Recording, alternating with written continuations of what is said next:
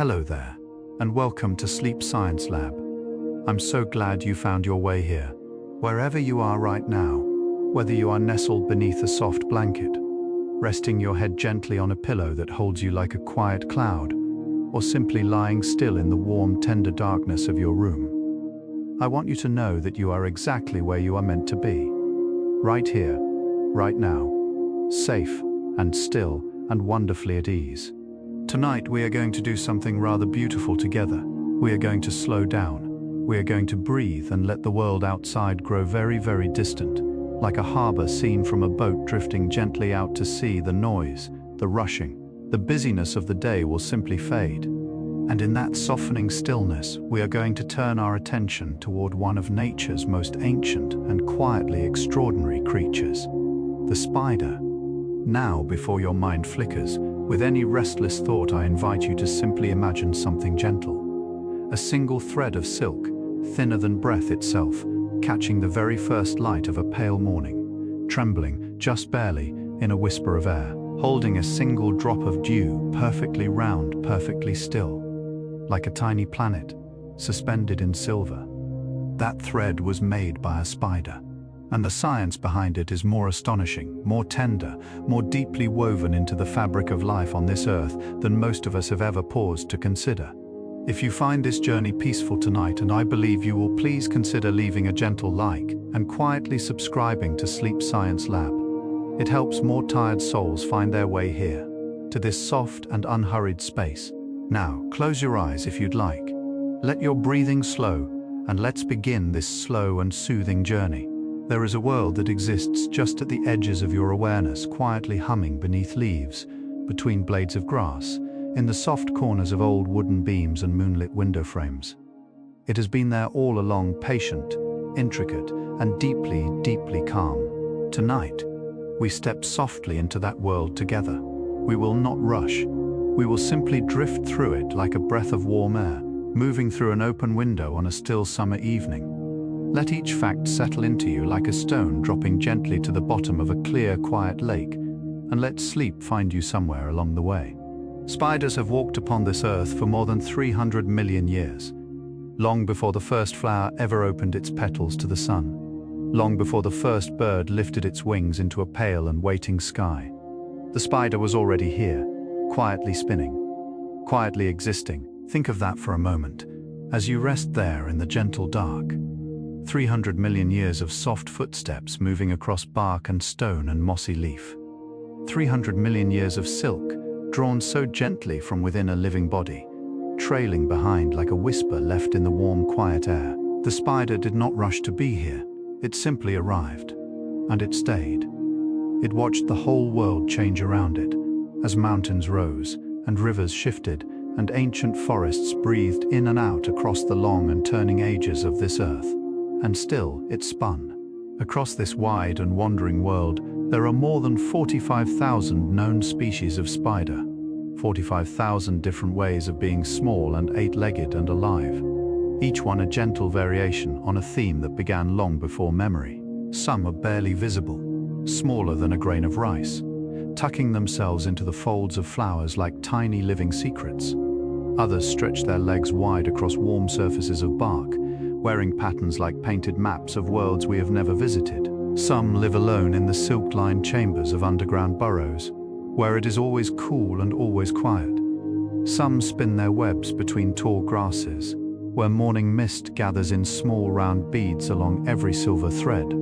Each species carries its own quiet story, its own tender way of moving through the world. And tonight, as your eyes grow wonderfully heavy, we gently learn to see them all. At the very tip of a spider's body, tucked beneath the soft curve of its abdomen, there are tiny organs called spinnerets. They are smaller than you can easily imagine, and yet from these almost invisible openings, something extraordinary flows. A liquid protein, warm within the spider's body, is drawn out into the cool waiting air, and in that single moment of contact with the world, it transforms, it hardens, it becomes silk. The spider does not think about this. It simply does it, the way your heart beats and your lungs breathe without any asking. It is simply what the body knows. And as the thread emerges into the open air, catching the faintest shimmer of soft light. It is already one of the most remarkable materials that has ever existed anywhere on this earth. A living thread, pulled from living stillness, offered quietly to the world.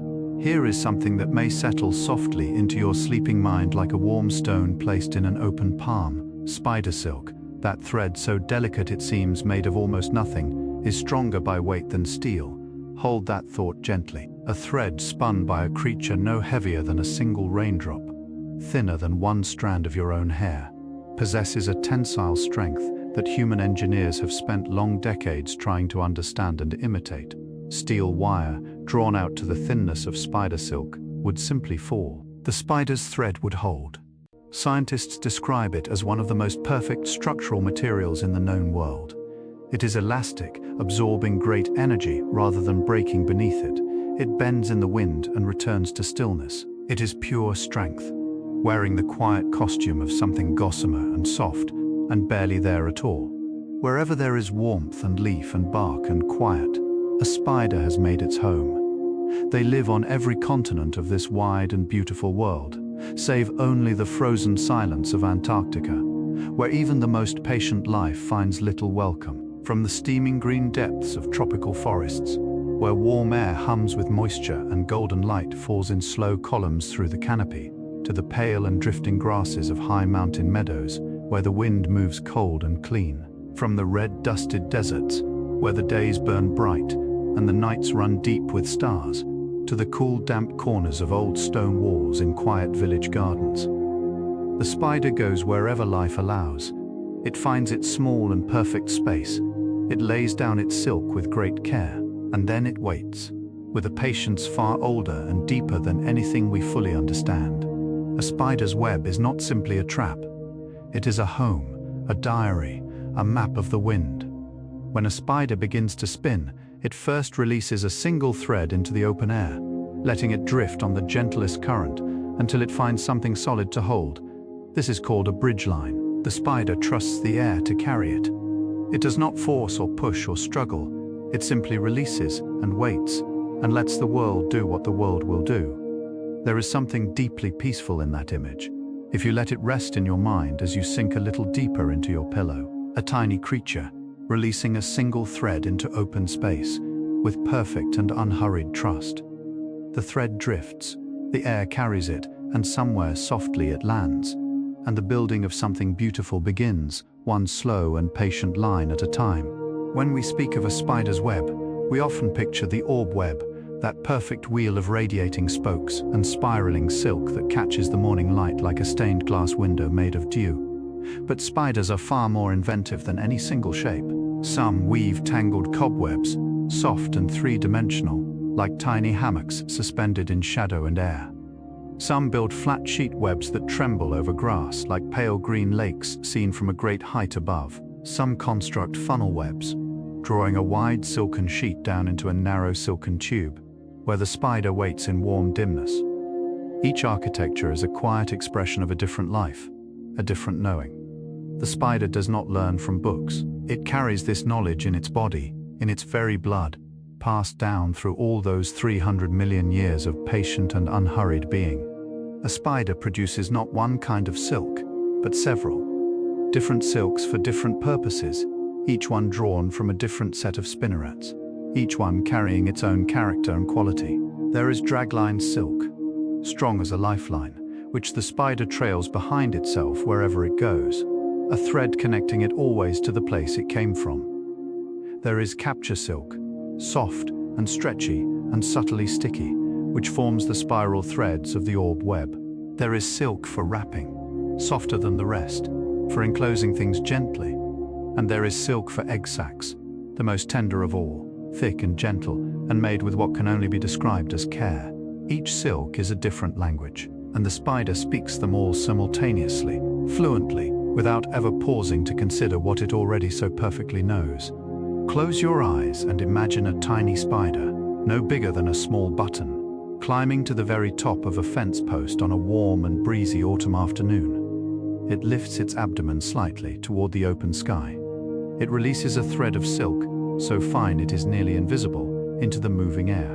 And then it simply lets go. It rises, carried on warm currents high above the golden fields, drifting through open sky, with nothing beneath its tiny feet but air and light and the quiet generosity of wind. This is called ballooning. Spiders have been found drifting on air currents miles above the earth. Sailors far out at sea have watched tiny spiders land on their decks, arriving from some invisible shore.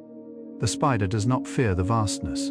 It trusts the air, it lets itself be carried, and it goes. There is a spider in the world that has learned to live where no other spider dares. In the high cold peaks of the Himalayan mountains, among the rocks and thinning air where almost nothing grows, the Himalayan jumping spider makes its home. It has been found at elevations above 6,000 meters, higher than most birds ever venture, high enough that the sky above begins to deepen toward the edge of something larger. It feeds on tiny insects carried up by the mountain winds, morsels delivered to it by the sky itself. Scientists consider it the highest altitude permanent resident of any spider species anywhere on Earth.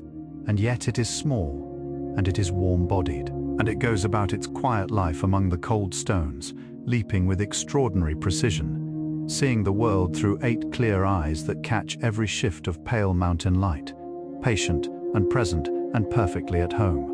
The spider sees the world very differently from the way you or I do. Most spiders have 8 eyes, arranged in patterns as unique to each species as a fingerprint. Some are set wide apart, giving a broad and sweeping view of the world in all directions at once. Some are stacked in gentle rows, like the windows of a small and quiet house.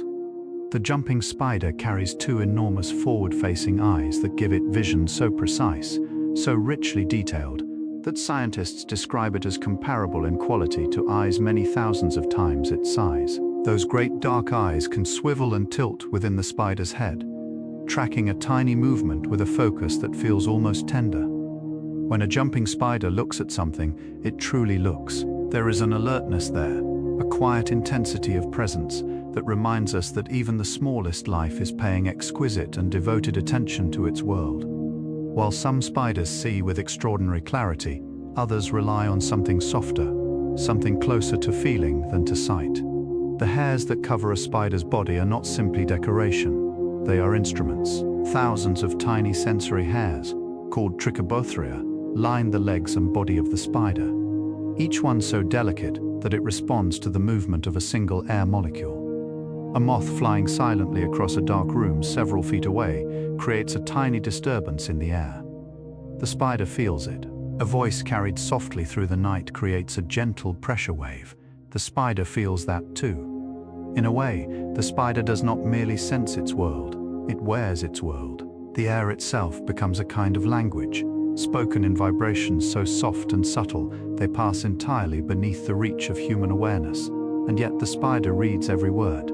There is a kind of spider that builds no web at all, and yet is one of the most accomplished architects among all living things. The trapdoor spider lives in a burrow it constructs with great and quiet care in the warm earth. It lines the tunnel walls with silk, smooth as the interior of a dream. Then it builds a door, a perfect hinged camouflage door made of silk and soil and plant matter, fitted so precisely to the entrance of the burrow that even a careful eye may pass right over it without ever seeing it is there. The spider waits behind that door in the cool dark, feeling the earth above through silk triplins that radiate outward like the spokes of an invisible wheel. When something steps across a triplin, the spider feels it through the soles of its feet, and the door opens, in an instant, from perfect stillness into perfect motion. Let your breathing slow just a little more now, as we think about something quietly wonderful. Inside the body of a female spider, silk is produced as a liquid. This liquid is a protein folded in on itself in a very particular way, stored gently until it is needed. As it travels through the spinning ducts toward the outside world, something changes.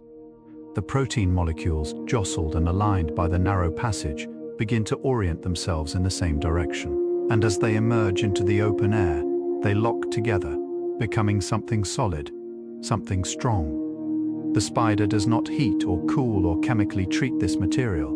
It does nothing more than pull.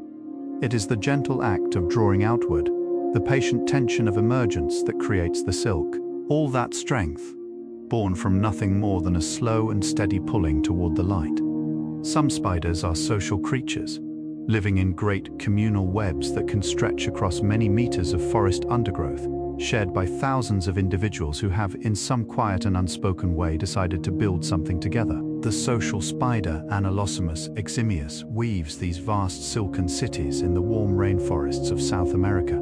Within them, spiders cooperate to catch prey far larger than any single one of them could manage alone. They share the work of feeding and caring for the young. The great web trembles as they move across it together, each spider a single living note in a very large and very gentle chord. Lying there in the warmth of your own quiet space, it is a tender thing to imagine. All those small lives, interconnected by silk, thinner than starlight, building something together that none could ever have made alone. The spider does not eat what it catches in the way that you or I might sit down to a quiet meal. Instead, it delivers into its prey a remarkable fluid, a digestive enzyme that slowly, gently dissolves the soft interior of the captured creature, turning it into a rich liquid that the spider then drinks. It is a process that takes time. Patience. The spider does not rush. It waits beside its work the way a very old and very calm craftsperson waits beside something they are certain of. And while this may sound strange to our ears, there is within it a kind of deep biological elegance. Nothing is wasted.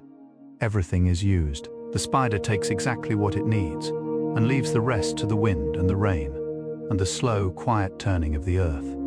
There is a wholeness to it, a completion. Imagine, if you will, the surface of a still pond on a warm and windless evening. The water barely moves. Its surface is a mirror of pale sky and the dark outlines of reeds. And there, walking upon that surface, is a spider, not swimming, not floating, walking. The fishing spider, Dolomides, uses the surface tension of calm water the way other spiders use solid ground. Its body is so light, its legs spread so carefully across the water's surface that it simply does not break through. It stands on the skin of the water itself. From this position it hunts, feeling for the tiny vibrations that a small fish or an insect makes beneath the surface. When it detects one, it plunges its front legs below the surface with swift and liquid grace and draws its meal upward from the cool dark water into the warm open air. There is a spider in the world that lives its entire life underwater. The diving bell spider, Argurinator aquatica, spins a small dome of silk between the stems of water plants and then fills it with air, carrying bubbles down from the surface one careful trip at a time. The result is a perfect, glistening silver room beneath the water. A room made of air and silk, suspended in the cool green world below. The spider lives there, eats there, lays its eggs there, breathes the air it has gathered with such patient industry. When the oxygen begins to deplete, the web itself, being permeable to dissolved gases, draws in fresh oxygen from the surrounding water. The web breathes for the spider. The silk sustains the air, lying still in the warmth of your bed tonight. Imagine that small silver room, glowing softly in the underwater dark, safe and sealed and perfectly still. A mother spider's care for her eggs is one of the quietest and most devoted acts in the whole of the natural world. She spins an egg sac of the softest silk, thick and gentle and warm, and within it she places her eggs with a tenderness that needs no name. Some mothers carry the sac with them wherever they go, tucked beneath their bodies, never setting it down. The wolf spider mother goes further still. When her eggs hatch, her spiderlings climb onto her back, and she carries them there, dozens of tiny lives clinging to her body as she walks and hunts and lives her days. She does not shake them off. She does not tire of their weight. She carries them patiently through grass and over stone, and beneath the great open sky, until they are ready to lower themselves on their own thin lines of silk and begin their own quiet lives. Here is a fact that may float through your drowsing mind like a warm and golden light. In every square meter of healthy meadow grass, there may be as many as 500 spiders living their small and devoted lives. 500. Beneath the green surface of a single sunlit field, a whole secret city breathes and moves and spins. Every step we take across a summer meadow passes above more living creatures than we could ever count. And most of them are spinning, drawing silk from their bodies and laying it down across the world as quietly and consistently as snow. Scientists have estimated that the total weight of insects consumed annually by the world's spider population exceeds the total weight of all the human beings on Earth. The spider is not a small player in the story of life. It is one of the great, quiet architects of the living world. There is a spider in the rainforests of Central America that has discovered something rather extraordinary about the art of disguise. The mirror spider, Thwaitea, carries on its abdomen a scattering of tiny reflective patches like fragments of broken mirror sewn into silver cloth.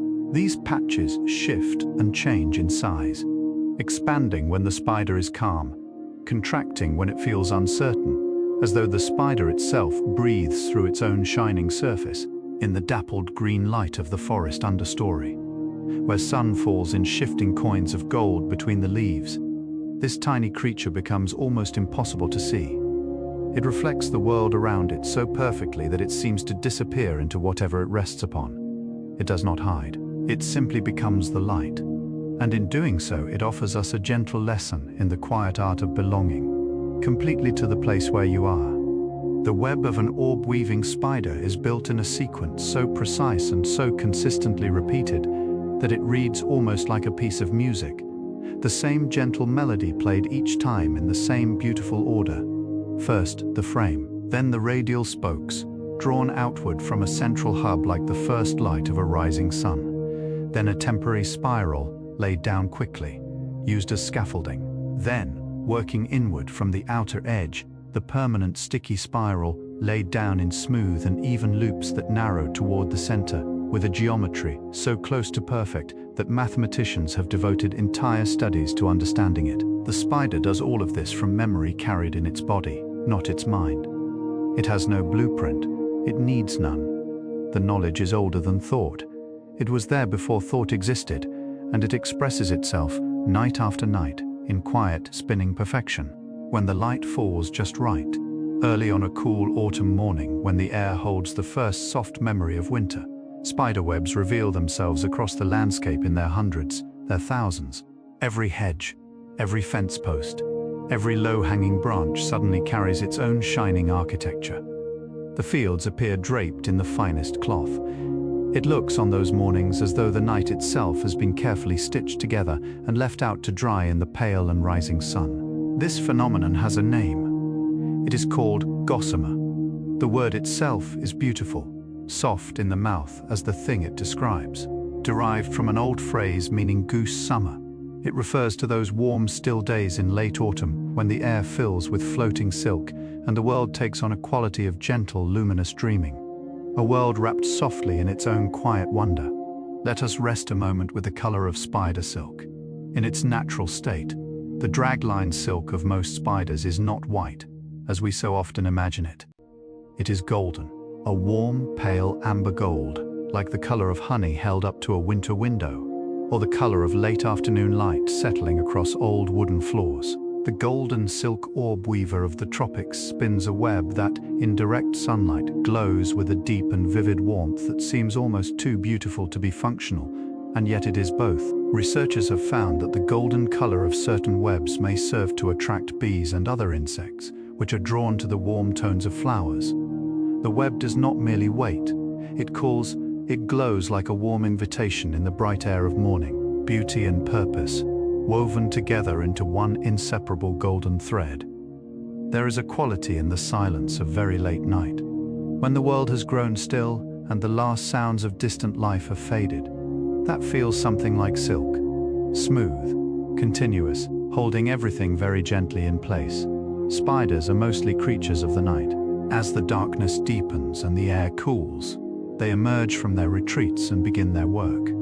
The orb weaver repairs or rebuilds her web in the hours before midnight, working by touch alone, her 8 feet reading every thread the way fingers read a page. She knows by feel exactly where a thread is missing, where a spiral has been disturbed, where the tension needs adjusting. In the complete dark with no light to guide her, she builds something precise and luminous, something that will catch the first light of morning and hold it there, trembling gently, for the world to see when it wakes. Among the most remarkable things that spider silk can do is something that scientists are only beginning to fully understand. When wet, certain spider silks contract. As morning dew settles along the threads of a web, the silk gathers itself inward in tiny periodic waves, creating a series of small, evenly spaced knots along each thread.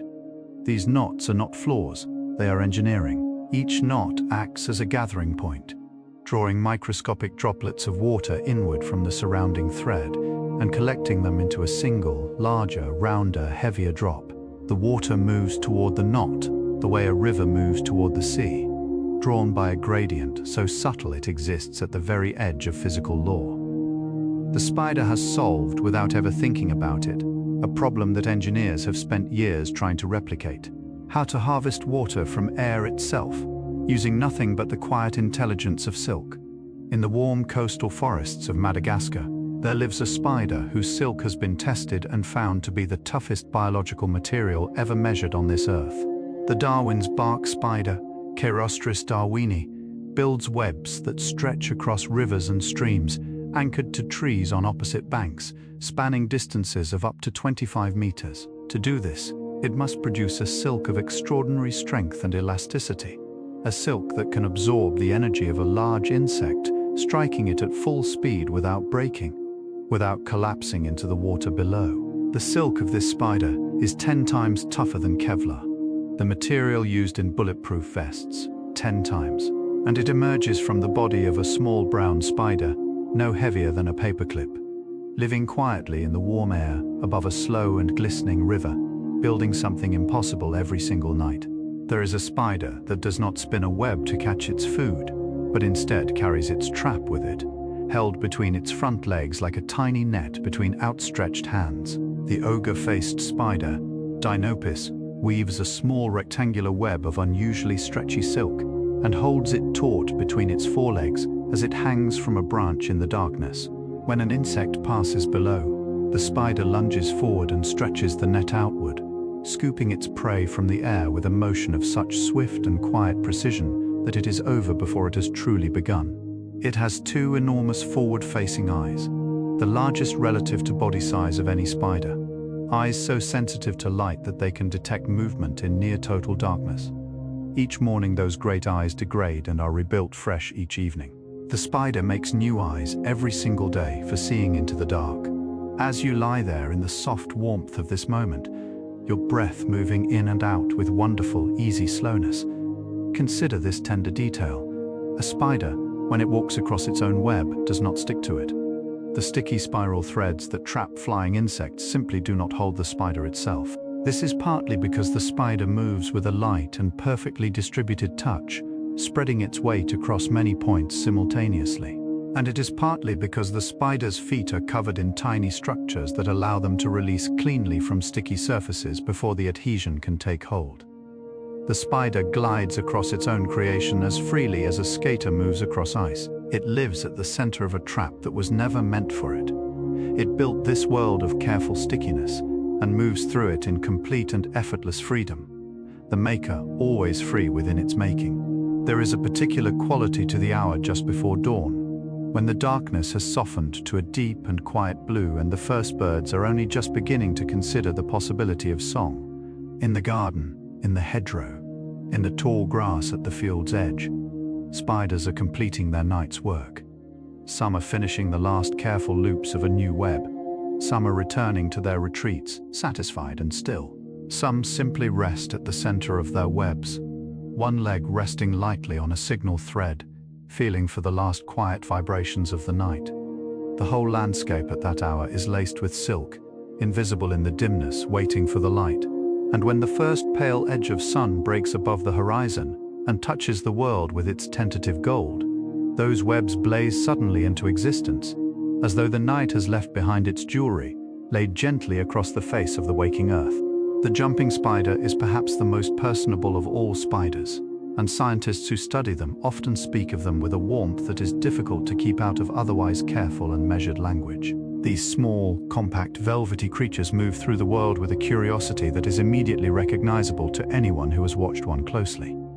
They turn to look at things, they tilt their heads. When a jumping spider notices something new, it stops, orients its great forward-facing eyes toward the object of interest, and simply considers it. Researchers have found that jumping spiders will spontaneously investigate mirrors, approaching their own reflection with the same quiet attention they give to anything unfamiliar. They do not appear frightened. They appear interested. There is in their manner something so alert, so present, so genuinely engaged with the world around them, that it becomes difficult not to feel a small and quiet affection for these tiny, velvet-footed, endlessly curious beings. Spider venom is one of the most complex biochemical mixtures that nature has ever assembled.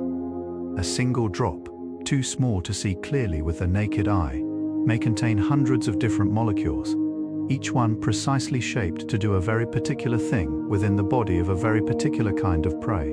And yet, of all the world's 45,000 spider species, only a small handful produce venom that poses any meaningful concern to human beings. Most spider venom is calibrated with extraordinary precision for insects and other small invertebrates, as perfectly fitted to its purpose as a key to its lock. Scientists are now studying these venoms with great and growing excitement, because within them lie molecules that may one day become medicines, pain relievers, treatments for neurological conditions, compounds that protect the heart. The spider carries within its tiny body a pharmacy assembled over 300 million years of patient, living research. Let the image of a garden at midsummer drift through your mind now, warm and green and full of the low hum of insects moving through long grass. In that garden, in the tall stems of Queen Anne's lace and the broad leaves of burdock, the crab spider waits.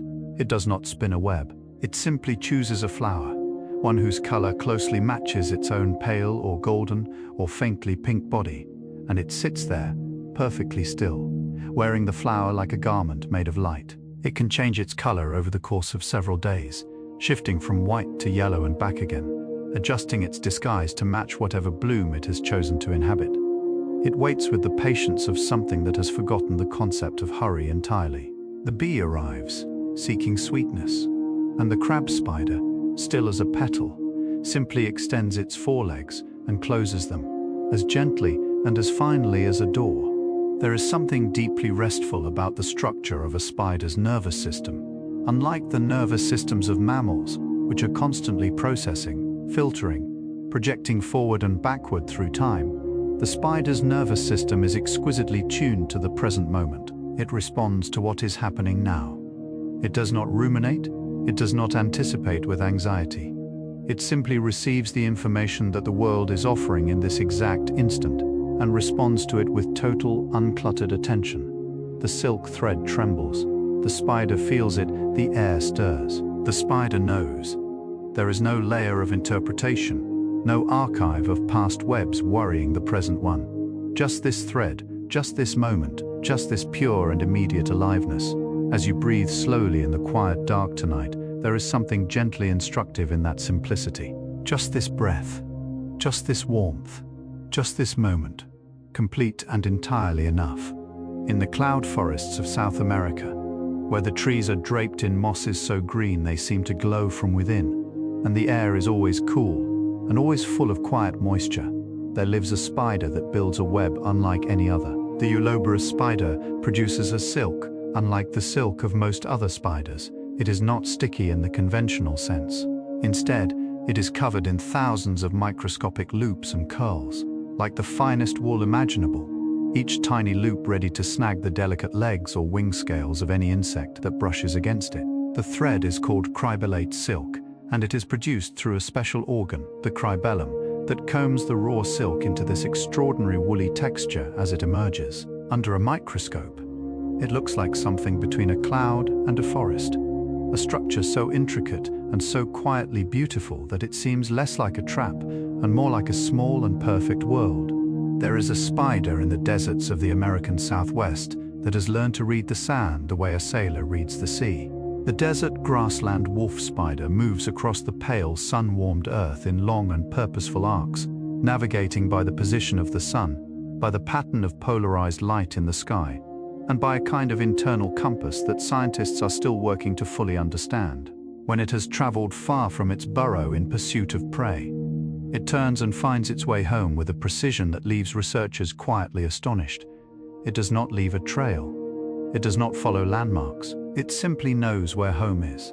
The way a deep and steady part of you always knows what feels like rest, what feels like safety, what feels like the place where you can finally, softly, let everything go and allow sleep to arrive. The silk of a spider's egg sac is perhaps the most tender material in the natural world. It is softer than the silk used for webs, thicker, more insulating, layered carefully to hold warmth the way cupped hands hold a small and precious thing. The female spider spins this sac with a deliberateness that differs noticeably from the way she builds her web. She moves more slowly. She layers the silk with greater care.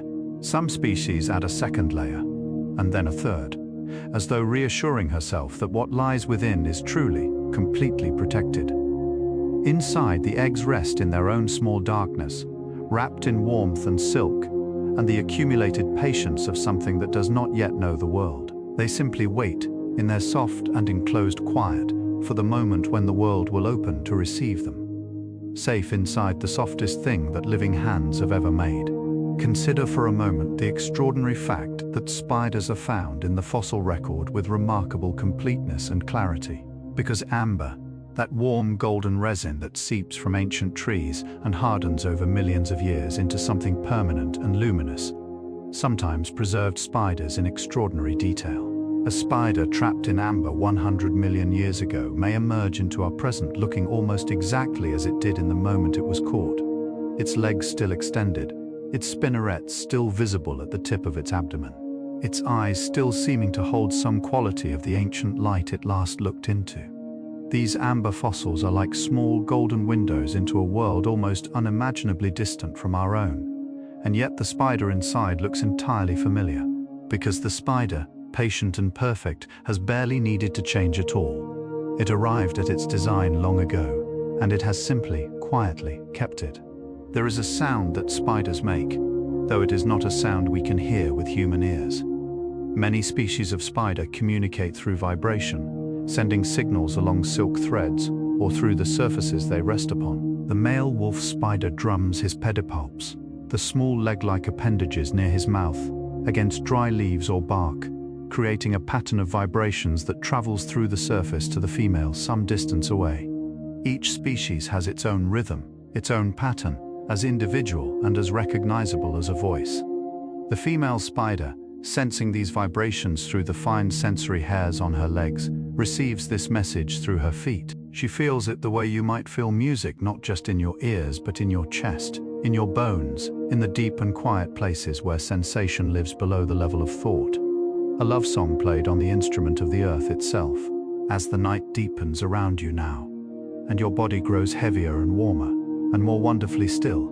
Let your mind drift to the image of a single spider, resting at the exact center of its web in the cool and starlit darkness of a late summer garden. It is not sleeping, not exactly, for spiders do not sleep as we do, but it is at rest. Its legs are folded gently inward, its body barely moves.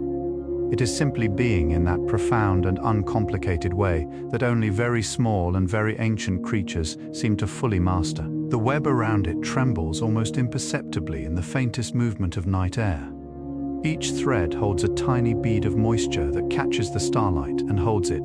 Briefly, like a wish, the spider rests at the center of its own creation, held in the very thing it made, surrounded on all sides by the soft geometry of its own patient life.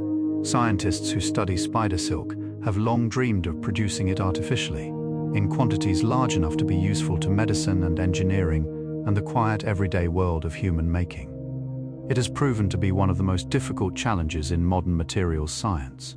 The silk protein, when removed from the spider's body and placed in any conventional container, simply solidifies. It clumps and hardens and becomes something entirely different from the miraculous thread it was meant to be. The spider's spinning duct, it turns out, is irreplaceable in its function. The precise chemistry of its inner walls, the exact gradient of acidity along its length, the specific mechanical forces of the drawing process, all of these work together in a way so finely balanced and so completely integrated that no laboratory has yet fully replicated it. The spider keeps its deepest secret not by hiding it, but simply by being the only one who knows how to be a spider. There is a spider in the tropical forests of Southeast Asia that has found a way to make itself look exactly like an ant. Not vaguely like an ant, exactly like an ant. The ant-mimicking jumping spider holds its front pair of legs raised above its body to simulate the antennae of an ant, moves in the slightly erratic, stop-start manner of an ant, and carries its body in the compressed, segmented posture of an ant. It even produces chemical signals that smell like those of the ant species it imitates. Ants are largely avoided by predators because they bite and sting and swarm. The spider borrows this protection without having to earn it. It wears another creature's identity as lightly and completely as a coat, moving through the world in a borrowed shape, doing no harm, seeking only the quiet safety of being mistaken for something else entirely. Let your thoughts grow very slow and very soft now, like warm water spreading across a smooth stone floor, and let them settle on this image. Somewhere in a meadow, on a single blade of grass, a newly hatched spiderling, no larger than a pinhead, has just emerged from its egg sac, along with dozens of its brothers and sisters. For a brief and tender time, they cluster together in a pale, shifting ball, a small living constellation of legs and silk. Then, one by one, they begin to disperse. Each one climbs to a high point, raises its tiny abdomen, and releases a thread into the morning air. And one by one, they are lifted away, carried in different directions by different currents of air, each one beginning its own separate story in a different corner of the world. A family scattered by wind and silk, and the gentle insistence of life always reaching outward, always seeking the next place where it might quietly belong.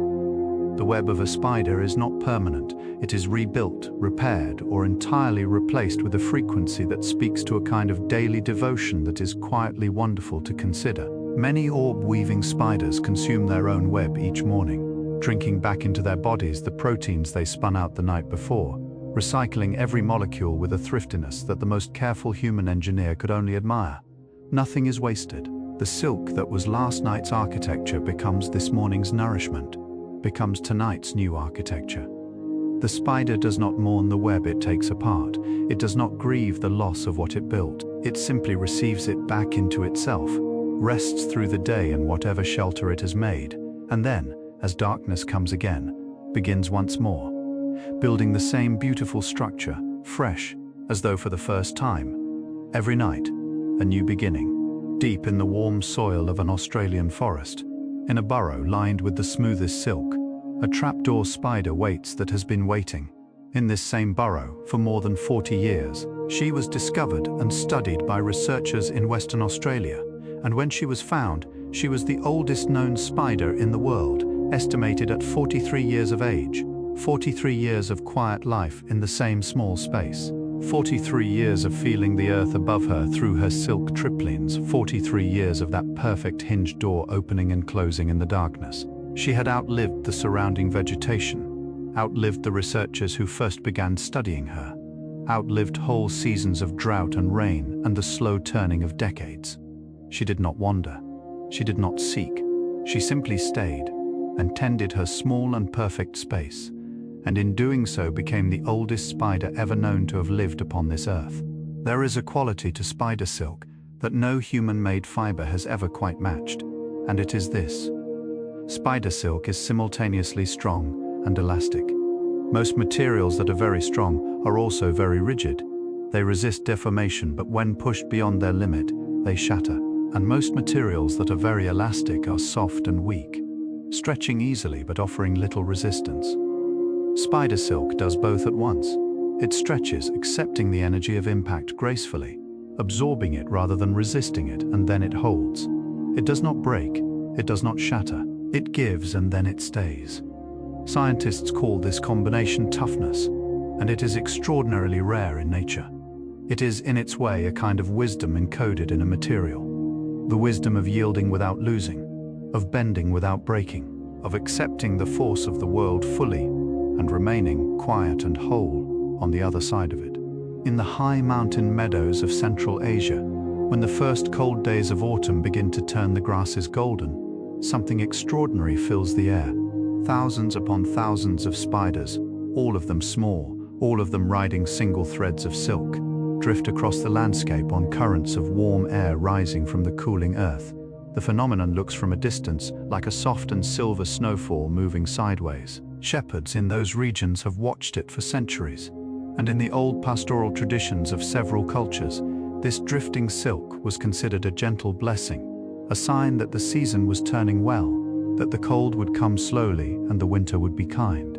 They called it the flight of angels, not knowing, or perhaps not needing to know, that what they were watching was thousands of tiny spiders, simply going where the warm air carried them, trusting completely in the gentleness of the world.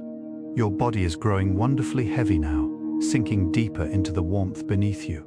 And as it does, let your mind rest lightly on this tender image.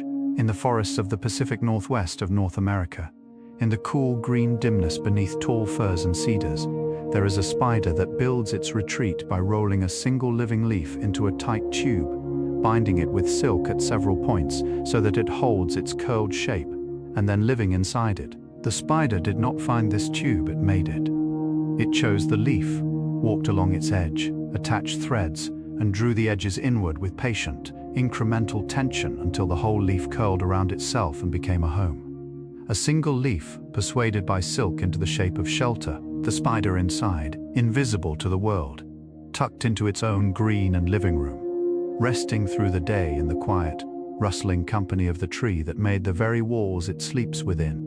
The eyes of a spider, particularly those of the jumping spider family, have been the subject of some of the most quietly astonishing research in the whole of animal vision science. The principal eyes of the jumping spider, those two great dark lenses at the front of its face, do not move within the spider's head the way our eyes move within our skulls. Instead, the retinas behind those lenses move, controlled by tiny muscles, scanning the visual field with a precision and deliberateness that is entirely internal and entirely invisible from the outside. The spider appears to be looking steadily ahead, and yet behind those still dark lenses, its retinas are sweeping and tilting and rotating, gathering visual information with the thoroughness of something that truly, genuinely wants to understand what it is looking at. The spider sees the world not with a glance, but with a sustained and careful attention. It looks the way you look at something that matters to you. We have arrived, softly and without any hurry, at the midpoint of our journey together. And perhaps you are already drifting, your thoughts growing loose and warm and pleasantly unmoored from the waking world. The darkness around you is soft, the air in the room holds you gently, and somewhere out there, in gardens and forests and fields and the quiet spaces beneath old wooden eaves, spiders are doing what they have always done, spinning their silk in the darkness, building their patient geometries, moving across their webs with light and certain feet. They do not know that we are here, thinking of them. They do not need to know. They are simply living their small and extraordinary lives, as they have always done, with a devotion and a consistency and a quiet, unhurried purpose that asks nothing of the world but a little space, a little air, a thread's worth of something to hold on to, and the slow and faithful dark. There is a spider in the coastal mangrove forests of Southeast Asia that has developed a relationship with a particular species of ant that is as delicate and as precisely balanced as anything in the natural world. The ant lives in the same tree as the spider. The ant protects the spider's egg sac from parasitic wasps, patrolling the silk with the dedicated attention of a tiny, many-legged guardian.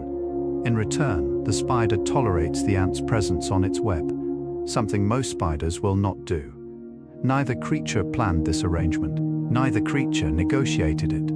It simply grew the way all truly beautiful things grow, through long proximity and slow mutual recognition of something useful, something kind, something that made both lives a little safer and a little softer than they would have been alone. Two very different creatures, finding in each other an unexpected and entirely wordless peace. The spinnerets of a spider are extraordinary, not only in what they produce, but in how they move. They are flexible, jointed, capable of directing the emerging silk thread in almost any direction with great precision. Watch a spider spinning in slow motion, and you will see these small appendages moving with a deliberateness that looks almost like the movements of hands. They press the thread to a surface. They draw it outward. They attach it at precise points with small silk discs called attachment plates, each one laid down with a care that speaks of something very close to intention. The spider touches the thread to a surface and lays down these tiny anchors with a gesture so practiced and so specific that it is clearly not random, clearly not accidental. It is the gesture of a craftsperson who has made this same motion 10,000 times and finds it still worthy of full attention. In the scientific literature, there is a study in which researchers gave spiders small amounts of various substances and then observed the webs they built afterward. Spiders given caffeine built webs that were irregular, with large gaps and inconsistent spacing, as though the careful internal rhythm of their spinning had been interrupted by something too fast and too bright. Spiders given certain other compounds built webs that were simplified, reduced to their most basic geometry. But spiders that had been given nothing, that had simply been allowed to be spiders in the quiet and ordinary way, built their usual perfect spirals with their usual perfect calm. The lesson, if you are inclined to receive it gently as you lie there in the warm dark, is a simple one. The spider at its best is the spider left to its own deep nature, undisturbed, unhurried, free to spin exactly what it knows. There are spiders that fish, not metaphorically, not approximately, but genuinely and regularly fish for vertebrates, for creatures with bones and fins and scales, creatures many times their own size and weight. The fishing spiders of the genus Dolomedes, resting at the water's edge with their front legs dipping lightly below the surface, have been observed catching and consuming small fish, tadpoles, and even tiny frogs. They detect the pressure waves of a fish moving through the water, lean forward with unhurried grace, and plunge their forelegs beneath the surface to seize their catch. They then carry it to dry ground and begin the slow process of consuming it. A spider, weighing less than a gram, sitting at the edge of a still forest pool in the blue and golden hour of early evening, fishing with its feet, patient and extraordinarily capable and entirely at home in the soft world it inhabits. As your breathing deepens and slows, settling into a rhythm as natural and as ancient as the tide, let your mind drift to the image of morning frost on a spider's web. Each thread of the web has gathered, through the long cold night, a row of tiny ice crystals, each one a perfect hexagonal form, each one refracting the first pale light of morning into the faintest hint of rainbow color. The web has become a necklace of frozen light, stretched between two frosted stems of grass, in the white and quiet stillness of a winter garden. The spider is gone, retreated to some warmer hidden place, but the web remains, and in the cold and luminous morning air it is, for a few brief minutes before the sun warms everything back to water and then to nothing. The most beautiful small thing in the world, a record of patient work, transformed by cold and light into something close to music made visible. There is a spider that has learned to use the water's surface not as a hunting ground, but as an instrument of communication. The fishing spider sends signals across the still surface of a pond by making tiny, precise movements with its legs that create ripples traveling outward in perfect circles. These ripples carry information. A male spider can signal his presence, his species, his intentions, all through the careful choreography of small disturbances on the water's surface. The female, resting at the pond's edge with her legs in light contact with the water, reads these ripples the way a musician reads a score. Each pattern means something specific. Each rhythm carries its own content. Two spiders communicating across an open stretch of water, using nothing but the surface tension of a still and quiet pool as their medium. Writing their messages in the language of circles, spreading outward across the water and dissolving at last into the unbroken calm. The color vision of certain spiders is something that has surprised and delighted scientists who study it. The jumping spider does not merely see in color. It sees in a way that extends beyond the range of human vision into the ultraviolet spectrum, perceiving wavelengths of light that are entirely invisible to us. A flower that appears plain and uniform to our eyes may, in ultraviolet light, bear elaborate patterns that guide insects toward its nectar. The jumping spider sees these patterns. It sees a world decorated with colors and markings that we have no names for, because we have never seen them. And when male jumping spiders display to females during courtship, their bodies often carry ultraviolet markings that blaze with vivid and dramatic pattern in that invisible spectrum. The spider is dressed, for its love display, in a costume of colors that the rest of the visible world cannot see, a beauty held entirely within a frequency of light that lies beyond our reaching. Let a feeling of wonderful heaviness settle through your body now. From the crown of your head down through your shoulders and your arms, through the warmth of your chest, down through your legs to the soles of your feet, you are perfectly still. You are perfectly safe. And in that stillness, consider the extraordinary patience of the bolus spider. This spider produces a single thread of silk with a sticky globule at its end, a tiny glistening bead of adhesive hung from the tip of one foreleg like a pendulum. Then it releases into the air a chemical that smells precisely like the mating pheromone of a specific moth species. Male moths, following that scent through the darkness, fly closer, and the spider swings its sticky bead through the air and catches them. It has no web. It has no trap. It has only one thread, one small globe of silk, and the extraordinary patience to swing it, again and again, through the soft and waiting dark. Spider courtship is one of the most elaborate and quietly theatrical performances in the entire animal kingdom. Male jumping spiders, small and velvety and possessed of an intensity that seems almost too large for their tiny bodies, perform complex dances for potential mates. They wave their front legs in specific sequences. They vibrate their abdomens in rhythmic patterns. They display their most vivid colors and markings with a deliberateness that can only be called choreography. Some species wave silk-wrapped gifts of prey. Some tap rhythmic patterns on leaves. Some produce vibrations through the substrate so complex that when scientists convert them to audio, they sound remarkably like music with a discernible beat and structure. The spider does not know it is being poetic. It simply does what its nature asks of it with complete and wholehearted commitment. And in doing so, it becomes, in its small and extraordinary way, an artist. There is something in the architecture of a spider's web that speaks directly to the part of us that finds rest in order, in geometry, in the knowledge that the world at its smallest and most precise scale is arranged with a care that feels almost intentional. The logarithmic spiral of the orb web, the evenly spaced radii, the consistent distance between the loops of the capture spiral, all of these express a mathematical regularity that exists at the intersection of biology and geometry, of living process and abstract form. Mathematicians call the spiral of the orb web a form of the Fermat spiral, a curve in which the distance between successive rings remains constant. The spider does not know this name, but its body knows the form completely.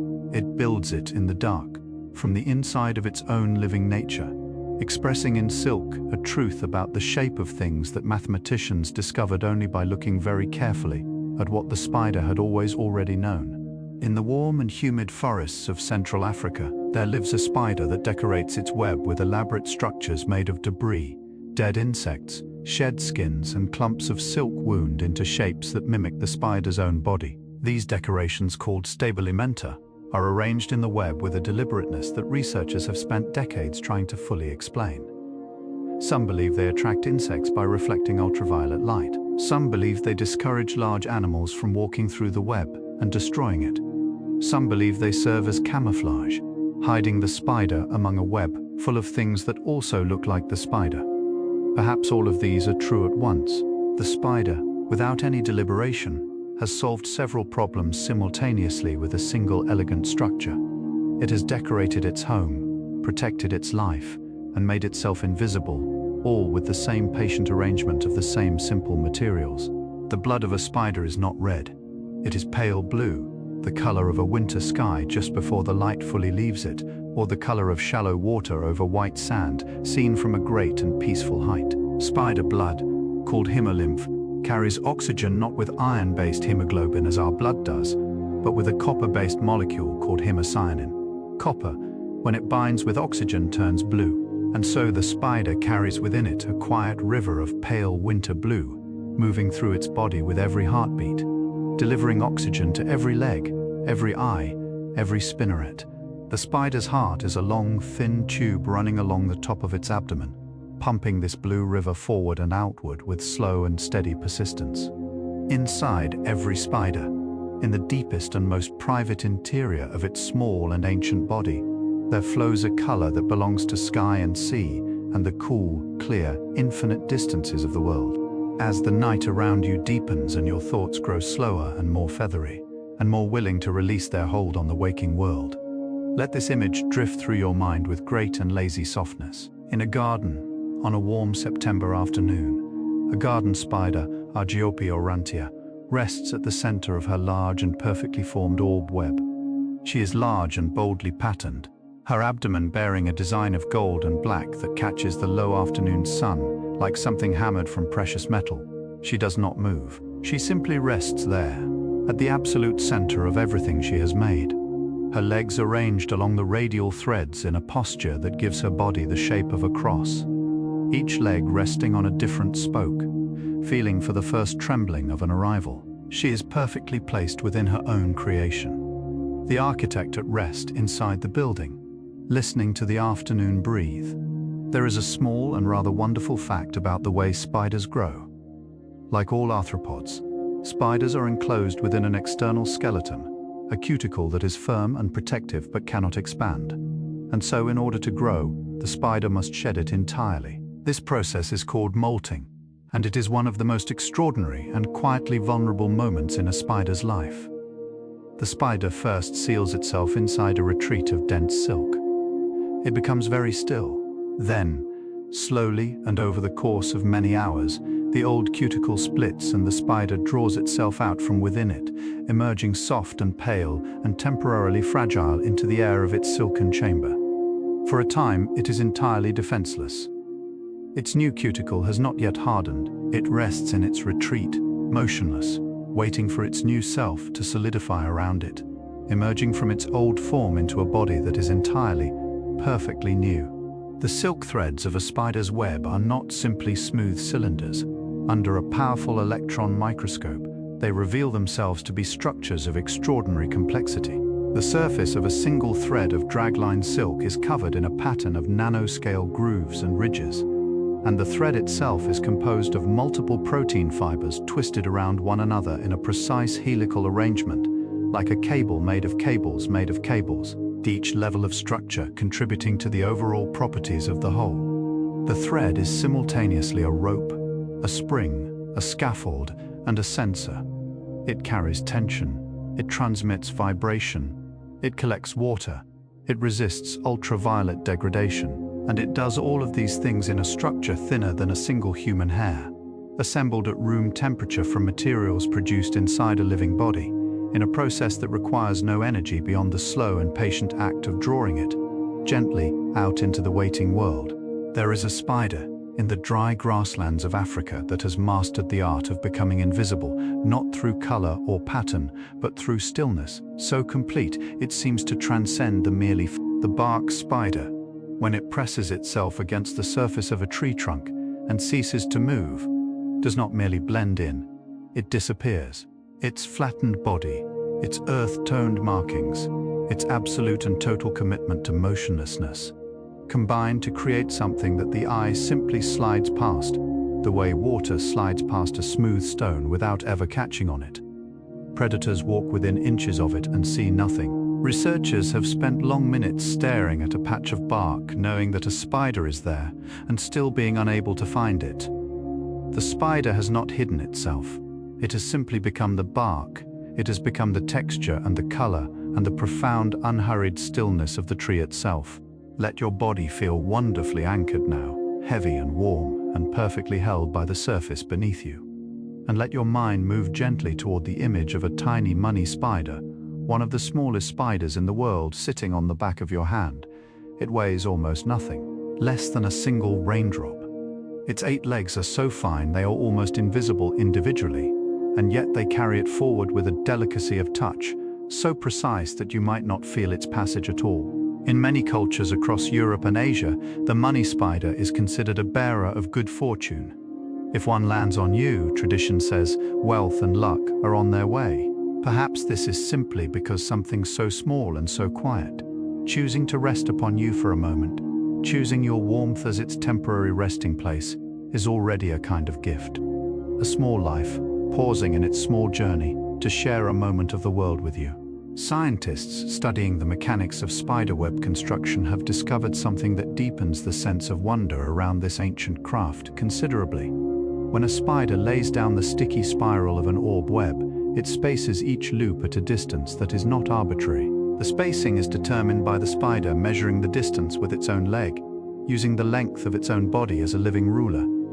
It reaches back with one leg to touch the previous spiral loop, and places the new loop at a distance calibrated to that touch.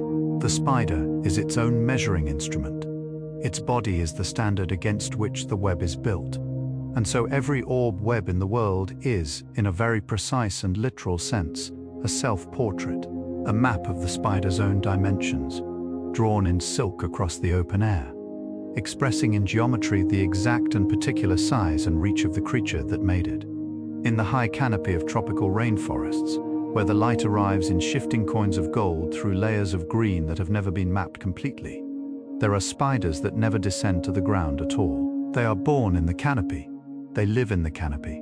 They spin and hunt and lay their eggs in the canopy, and they die there, among the leaves and the warm, humid air, and the endless quiet business of a world that most of us have never seen. These canopy spiders have been found at heights of more than 40 meters above the forest floor, old in a community of life so rich and so diverse that scientists estimate the canopy of a single tropical rainforest may contain more species than exist in all the terrestrial ecosystems of an entire temperate continent.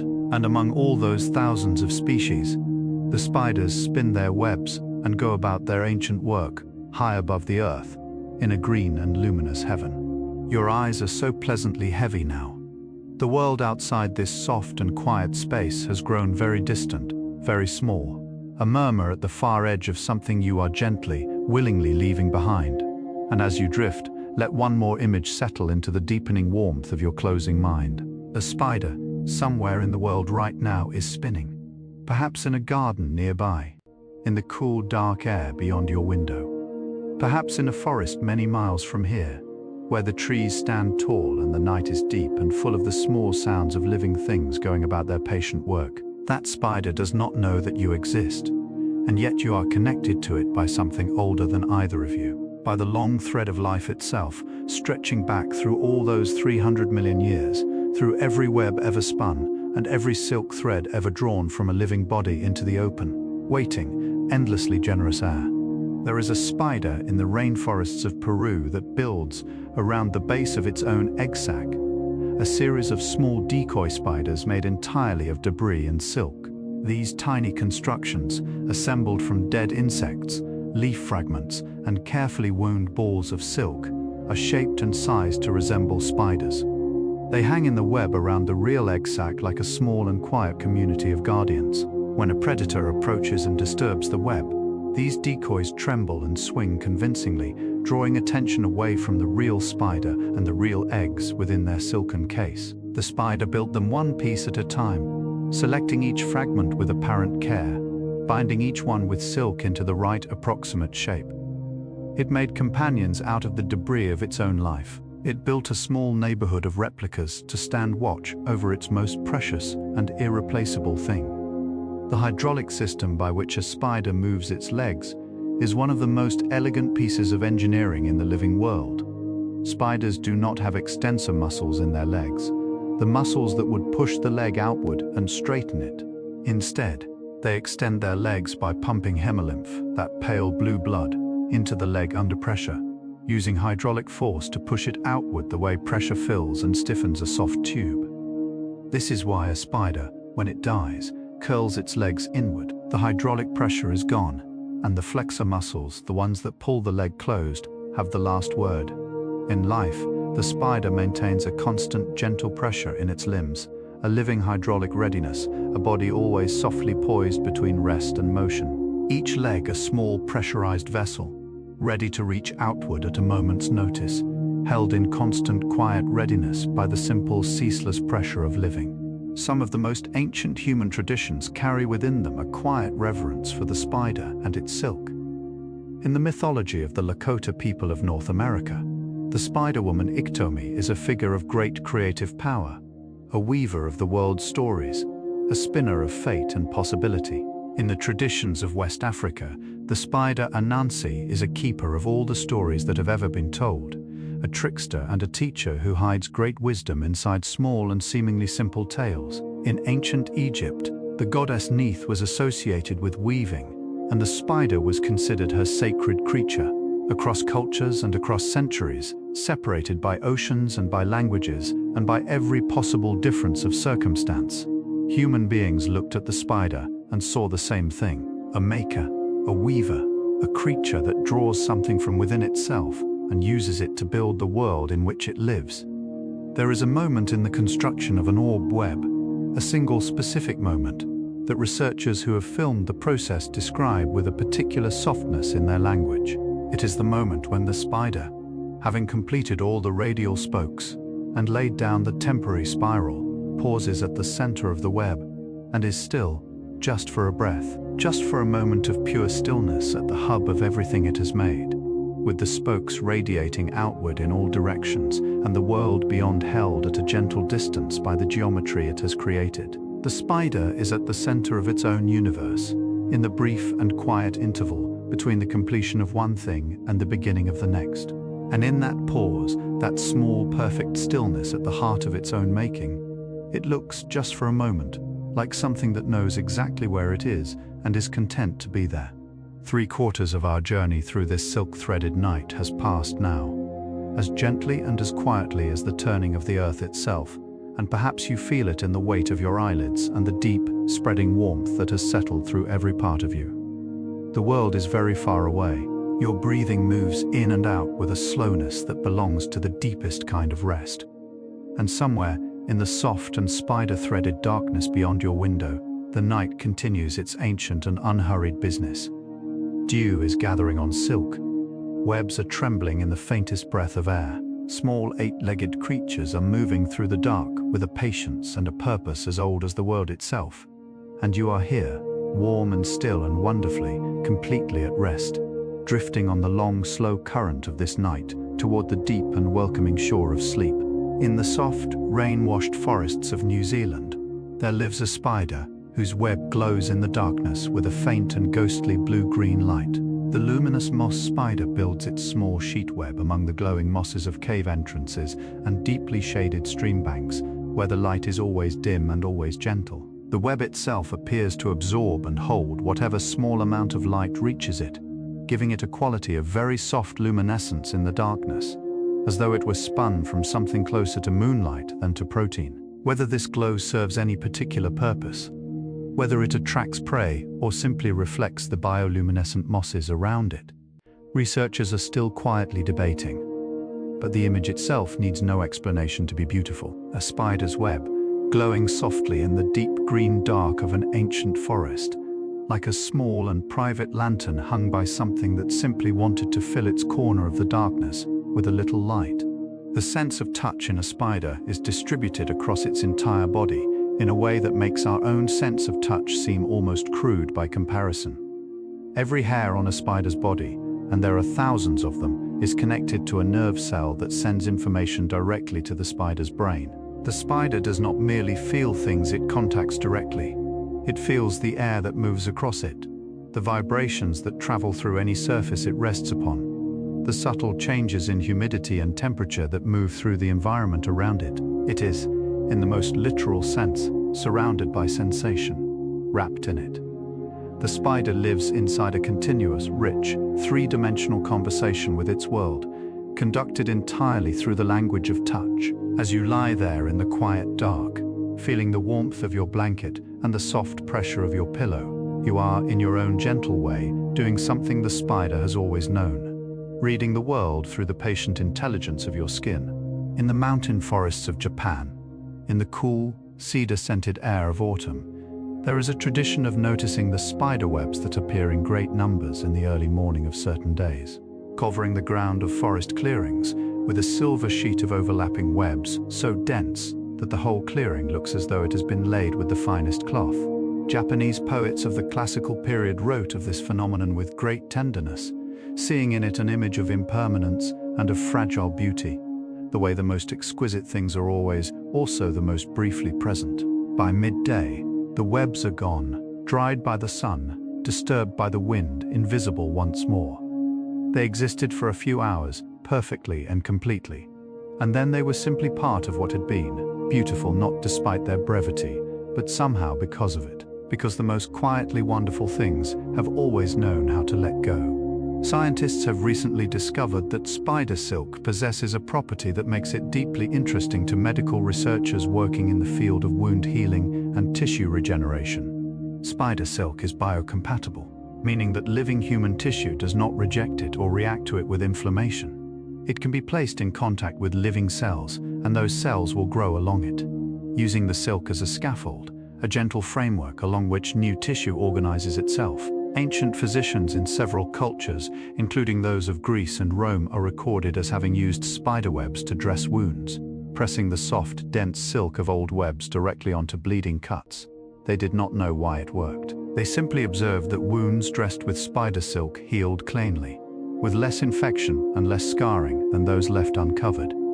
They were practicing without knowing its name, a form of medicine that modern science is only now beginning to understand and replicate.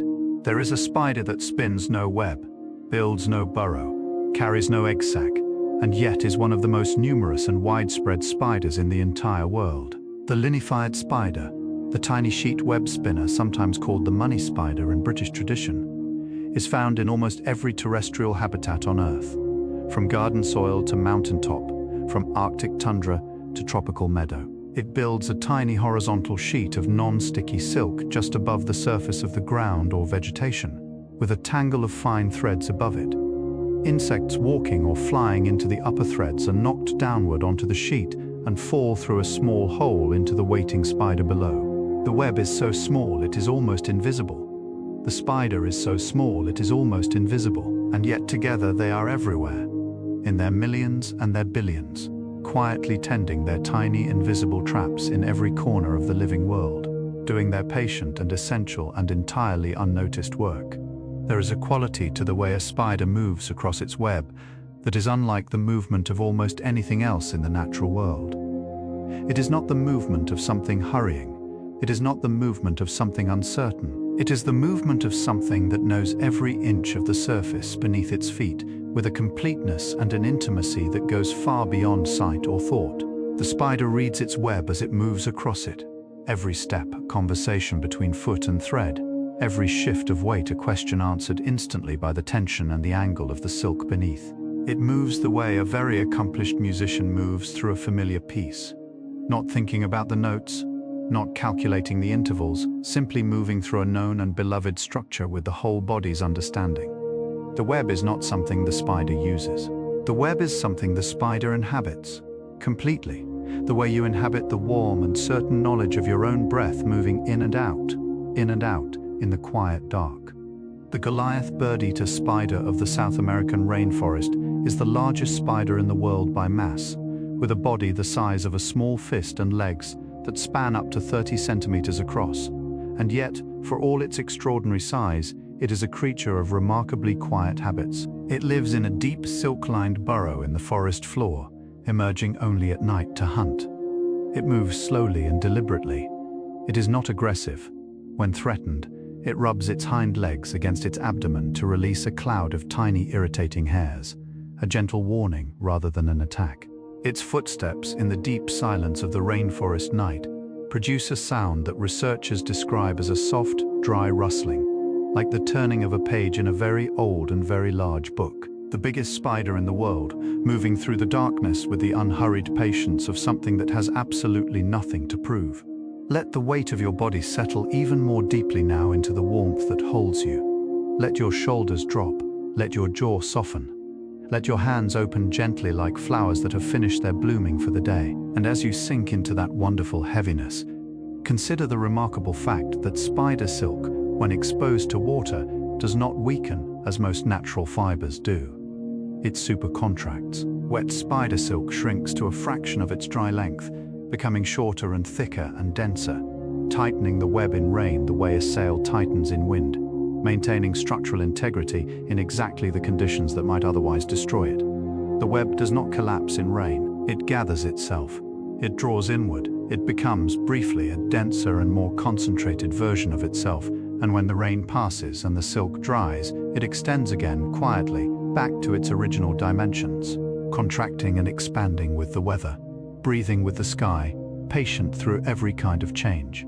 Among the most poetic of all spider behaviors is something observed in the nursery web spider, Picerina. The male of this species, before approaching a potential mate, wraps a prey item carefully in several layers of white silk, creating a small, neat, gift-wrapped parcel, and carries it with him as an offering. He presents this gift during courtship, and while the female is occupied with unwrapping and consuming it, he is able to approach and mate safely. What makes this particularly tender is that researchers have discovered some males, lacking a suitable prey item to offer, will wrap a small piece of plant material or even an empty husk of a previous meal and present the wrapped parcel just the same. The gift in these cases is the wrapping. The silk itself is the offering, the care and the presentation and the gesture of giving, independent of whatever lies within. The thought, as we sometimes say, is what counts. In the deepest and most ancient forests of the world, where the trees have stood for centuries and the soil beneath them holds the accumulated life of 1,000 years of falling leaves, the spiders are so numerous and so varied that scientists exploring these places describe the experience of walking through them as moving through a continuous, living, silk-threaded gallery. Every few steps, a new web. Every few webs, a new architecture.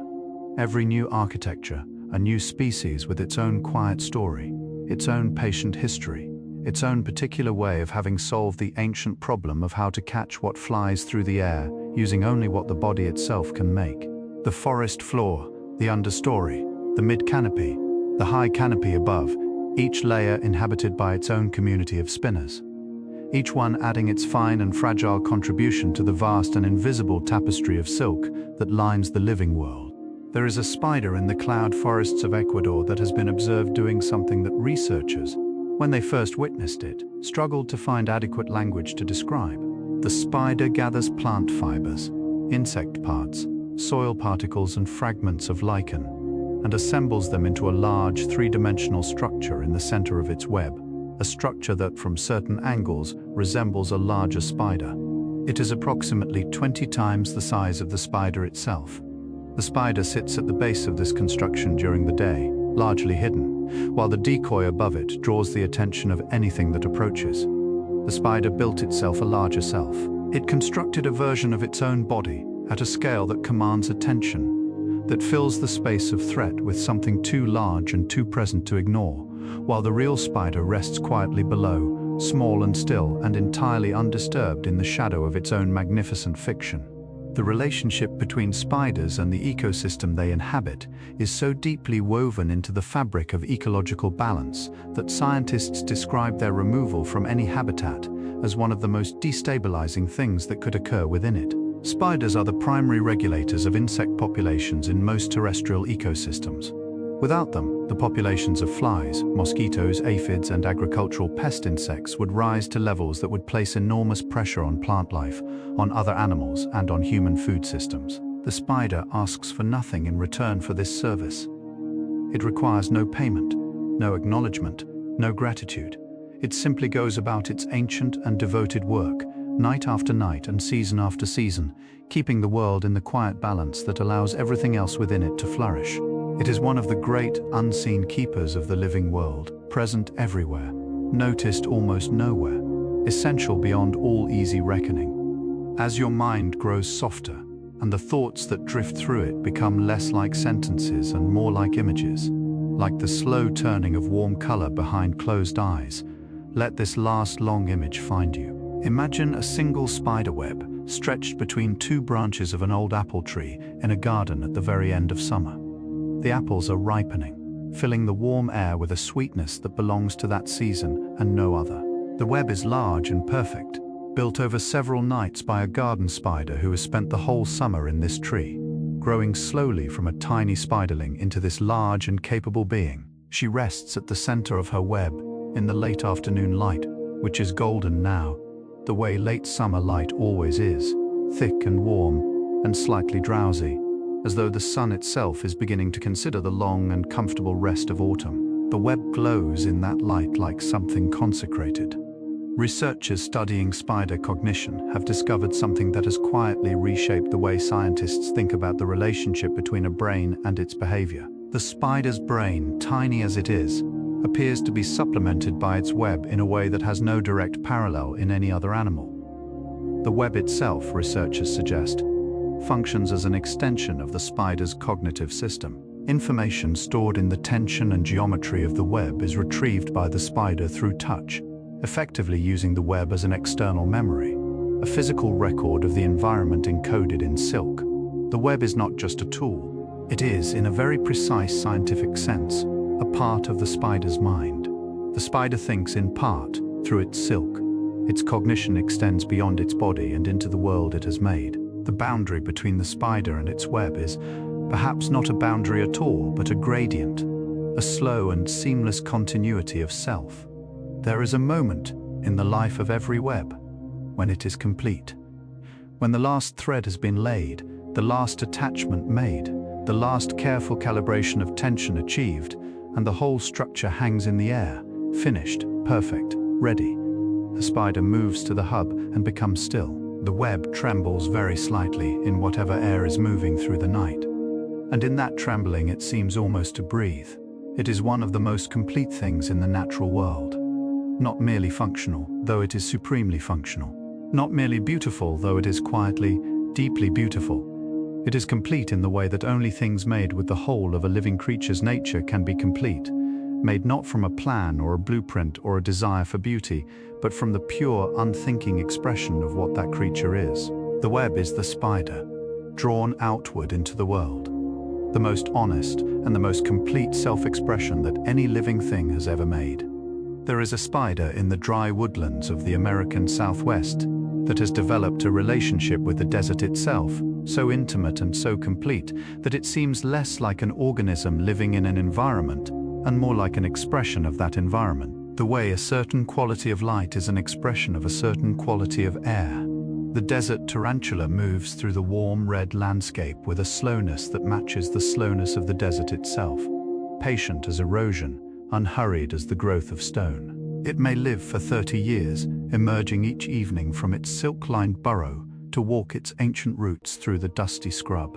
After seasonal rains, when the desert blooms briefly and extravagantly with color and moisture, the tarantula walks through those flowers the way a very old person walks through a garden they have tended for decades, knowing every stone, knowing every path, belonging completely and without question to the warm, slow, red-earthed world it has always called home. In the deep and greenish quiet of ponds and slow-moving streams, where the light filters down through the water in soft columns that shift and waver with the surface movement above, the egg sacs of the water spider hang in their silken chambers, like small, pale lanterns.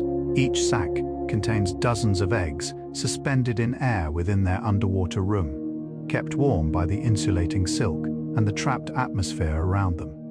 The mother spider tends them with a devotion that is simply biological and simply beautiful. She repairs the chamber when it is disturbed. She replenishes the air when it grows stale. She drives away any creature that approaches with a persistence that does not diminish through the long days of waiting.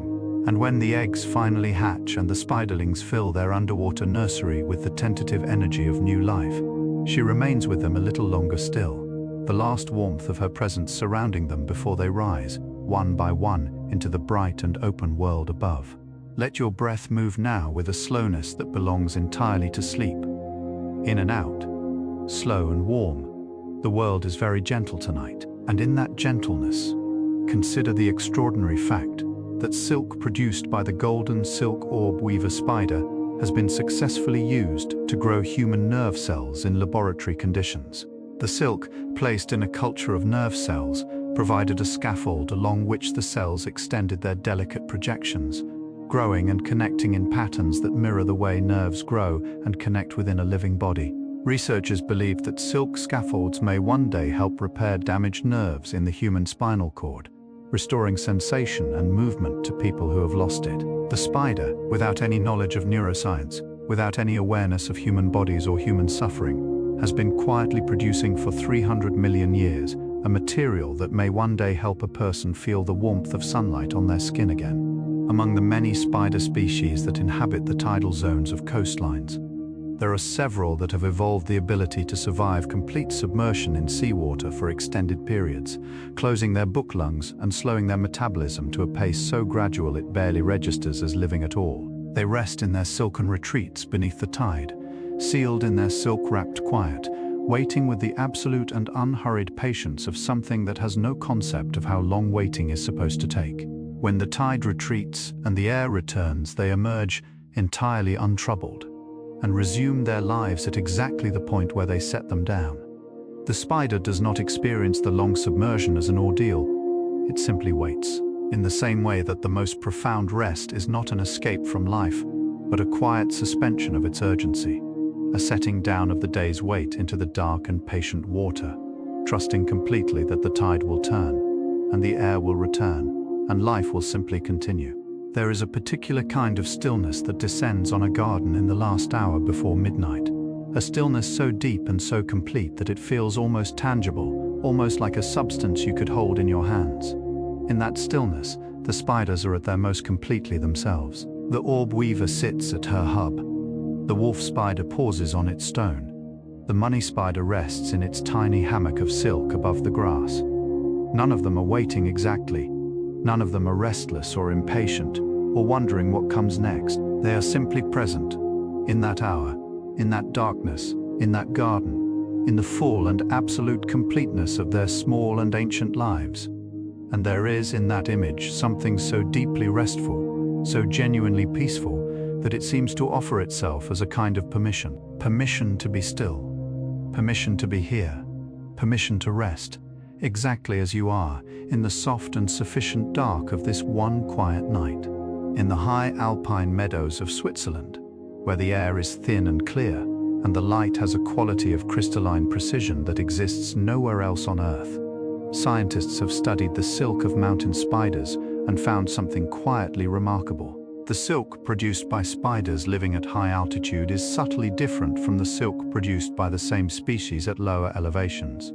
It is more elastic, more able to absorb the energy of impact without breaking, better suited to the stronger winds and more extreme temperature fluctuations of the mountain environment. The spider does not decide to make different silk. It simply responds, at the deepest level of its biochemistry, to the conditions of the world it inhabits. Its body listens to the mountain and adjusts. It speaks, in silk, the language of the place where it lives. The mountain shapes the spider, and the spider in turn drapes the mountain in silk, suited perfectly to the mountain's own particular and beautiful demands. There is a spider in the forests of Borneo that produces, from a single spinning session, a web so large it can span the distance between two trees standing 10 meters apart. The web is not the dense, fine-threaded orb we might picture. It is a sparse and architectural thing. A few strong anchor lines and a geometric arrangement of capture threads so widely spaced they are almost invisible individually, forming together a structure that appears almost empty and yet catches, with great efficiency, the large moths and beetles that fly through the forest at night. The spider has learned that in a forest where large prey is abundant, a large and widely spaced net catches more than a small and densely woven one. It has calibrated its web to the specific abundance of the specific forest it inhabits, reading the character of its world with a precision as fine and as devoted as anything we might call understanding, or wisdom, or simply the long, patient intelligence of being completely alive. The scientists who study spiders professionally, the arachnologists who have devoted their working lives to these small and ancient creatures, speak of them with a consistent warmth that is worth noticing. They describe the moment of finding a new species, a spider no human being has ever seen before, with a quiet reverence. They describe watching a spider build its web in slow-motion footage with an aesthetic pleasure that they make no effort to conceal. They describe the feeling of holding a large spider gently in the palm of the hand, feeling its light and careful feet moving across the skin, as something unexpectedly tender. These are rigorous scientists, careful thinkers, people trained to observe and measure and remain objective. And yet the spider, over the course of a devoted working life, brings them consistently to something that sounds very much like love. A love for smallness, a love for patience, a love for the quiet perfection of a life lived completely according to its own deep and ancient nature. Somewhere in the world right now, in this exact moment as you lie warm and still and wonderfully heavy with approaching sleep, a spider is completing her web. She has been working since the light faded, moving through the dark with the certainty of something that has never needed to see, to know exactly where it is. She lays down the last loop of capture silk, draws it gently to the previous loop with one careful leg, attaches it, tests the tension with the lightest possible touch, and then moves inward toward the hub. She settles there at the exact center and becomes still. Her 8 legs extend along the radial threads, one leg on each spoke, her body barely moving with her own slow breathing. The web surrounds her, complete and perfect and trembling just barely in the cool night air. She does not know that it is beautiful. She simply knows that it is done. And in that completion, in that settling into the center of her own finished work, she is at rest. And so we arrive, softly and without any hurry, at the end of our long silk-threaded journey through 100 quiet wonders, 100 small and extraordinary facts about creatures that have walked this earth since long before memory began, spinning their patient geometries in the dark, filling the world with silk thinner than breath and stronger than steel, asking nothing of the universe but a little space, a little air, and the slow and faithful turning of the night. You have traveled far tonight, drifting through mountain meadows and rainforest canopies, and the cool green underwater chambers of diving bell spiders, through golden webs glowing in tropical light and frost-jeweled webs trembling in winter gardens. You have moved through all of this as gently and as completely as a thread of silk moving on a warm current of air. And now, like that thread, you have found the place where you will land, softly, completely, at rest, exactly where you were always meant to be. There are a few last quiet wonders to carry with you as you drift toward the deepest part of this night.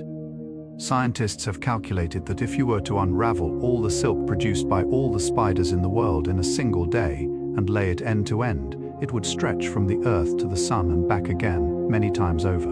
All of that silk, drawn from living bodies, offered freely to the world, holding dew and light, and the small trembling weight of insects, spanning the distance between stars without ever once asking to be noticed or admired. Spider silk conducts heat in a way that is unique among known biological materials. It carries warmth along its length the way a whisper carries along a still corridor, efficiently and without loss, a property that engineers are beginning to explore for applications in the most delicate and precise areas of thermal management. The spider has been quietly solving thermal engineering problems for 300 million years, without laboratories, without instruments, without anything at all except the patient and devoted intelligence of its own living body. The smallest spider in the world, Patu digua, found in the mossy cloud forests of Colombia, is so tiny that 16 of them could fit comfortably on the surface of a single pinhead, and yet each one is fully formed, fully functional, possessed of 8 eyes and 8 legs, and a set of spinnerets, and all the biochemical machinery necessary to produce silk of extraordinary quality. Life, at its smallest scale, loses none of its completeness. It simply becomes more concentrated, more precise, more quietly astonishing. The whole and perfect existence, compressed into something almost too small to see, living its whole and perfect life in the deep green dimness of a moss forest, spinning its silk with the same patient devotion as the largest spider that has ever lived. These are the things the spider knows. These are the quiet gifts it offers, simply by being what it is, in whatever small and perfect corner of the world it calls its own. And so, dear friend, we come to rest here together, at the end of this long and gentle night, woven through with silk and wonder, and the quiet breathing of the world. You have traveled so far tonight, through forests and deserts and mountain meadows, and the cool green depths of still ponds, through 300 million years of patient, devoted, extraordinary life. You have floated on warm air currents with ballooning spiderlings. You have rested in silk-lined burrows deep in warm earth. You have watched webs blaze into gold in the first light of 10,000 different mornings and dissolve again into the invisible air of 10,000 different afternoons. And through all of it, the spider has simply been there, spinning, waiting, building and rebuilding with a consistency and a calm that asks nothing of the world around it, that requires no audience, no acknowledgement, no understanding. It simply does what it is, completely, night after night, season after season, age after age. Perhaps there is something in that, something worth carrying down with you into the deepest layers of your sleep tonight. The permission to simply be what you are, to spin what you know how to spin. To rest at the center of your own life, feeling the threads that connect you to everything around you, trusting the tension, trusting the silk, trusting the dark. Your body is completely at rest now. Your breath moves in and out like the tide, slow and certain and warm. The world is very far away and very quiet and very kind. Let everything go. Let the night hold you the way silk holds dew, lightly and completely, without effort, without end. You are safe. You are still. You are exactly where you need to be. Sleep now. Good night and sleep deeply.